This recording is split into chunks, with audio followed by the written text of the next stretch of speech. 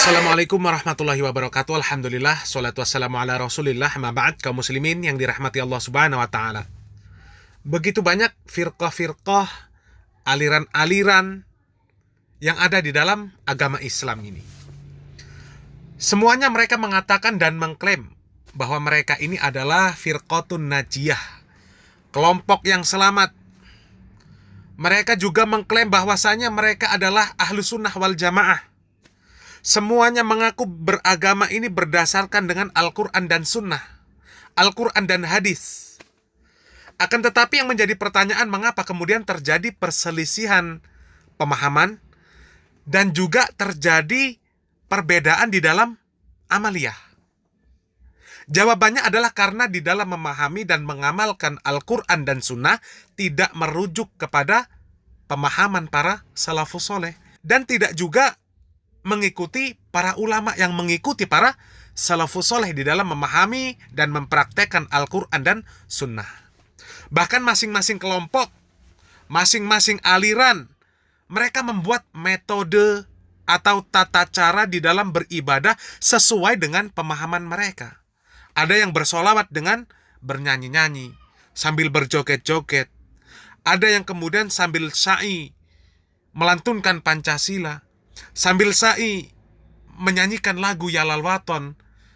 Ada yang sambil sa'i membaca Pancasila.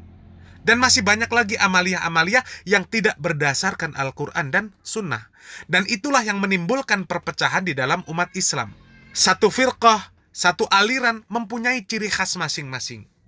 Dan masing-masing firqah tidak mau melakukan atau mengamalkan apa yang menjadi amaliyah firqah yang lain. Wa'tasimu bihablillahi jami'ah wa la tafarraqu.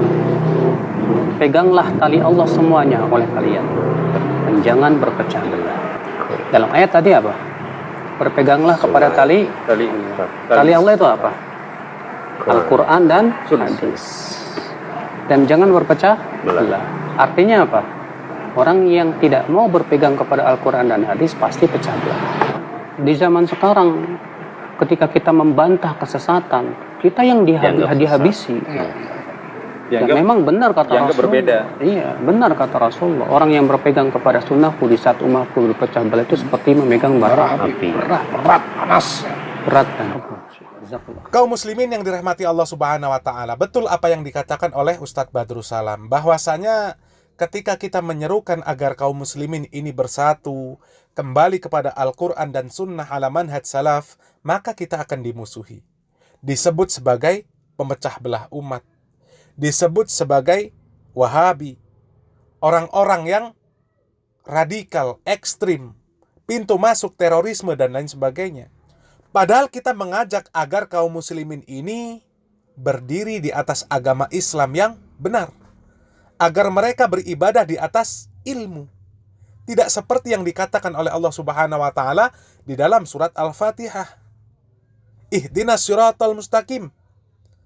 Wahai Allah, tunjukilah kepada kami jalan yang lurus. Siratal ladzina an'amta alaihim, yaitu jalan orang-orang yang telah Engkau berikan nikmat kepada mereka. Ghairil maghdubi alaihim waladdallin. Bukanlah jalan orang-orang yang Engkau murkai dan juga bukan orang-orang yang sesat. Maghdub yang dimaksud di sini adalah orang-orang Yahudi, di mana mereka itu berilmu akan tetapi tidak beramal. Sedangkan dhalin yang dimaksud adalah orang-orang Nasrani, di mana mereka beramal tanpa ilmu. Dan kita umat Islam adalah umat pertengahan. Agama Islam dibangun di atas ilmu. Dan ilmu Islam adalah qala Allah wa qala Rasul.